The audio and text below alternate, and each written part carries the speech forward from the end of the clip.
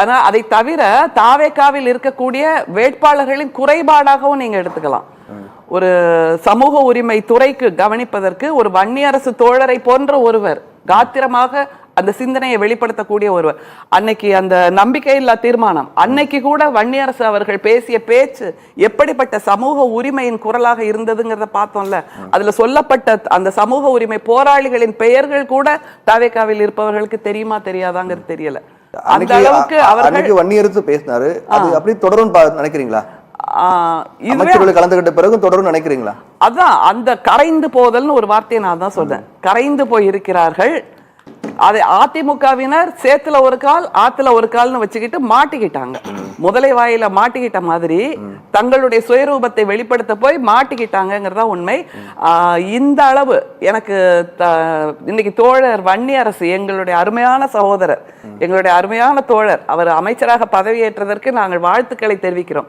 ஆனாலும் எங்க கண்ணு முன்னாடி ஒரு மாயாவதி வந்து போனாங்க, ஒரு ராம்விலாஸ் பாஸ்வான் வந்து போனாங்க. அந்த மாதிரி எல்லாம் இல்லாமல் யாருக்காக அவர்கள் குரல் கொடுத்தார்களோ, யாருக்காக அவர்கள் இத்தனை நாள் தங்களுடைய காத்திரமான உழைப்பை கொடுத்தார்களோ அதை காப்பாற்ற வேண்டும் என்ற பரிதவிப்பும் துடிப்பும் எங்களுக்கு அதிகமாக இருக்கிறது.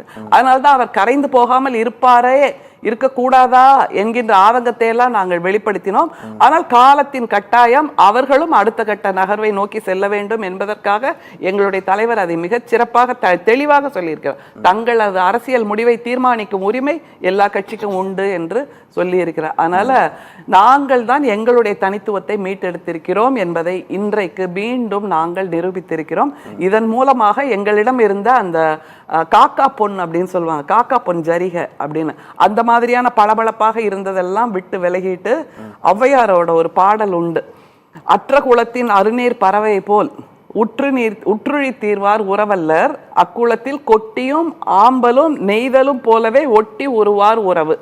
அந்த குளத்தில் இருக்கக்கூடிய கொட்டி ஆம்பல் நெய்தல் போல எங்களுடைய கட்சி, எங்களுடைய திராவிட முன்னேற்ற கழகத்தில் எங்களுடைய தலைவர் கொட்டியாக இருக்கிறார், எங்களுடைய தலைவர் ஆம்பலாக இருக்கிறார், எங்களுடைய தலைவர் நெய்தலாக இருக்கிறார்.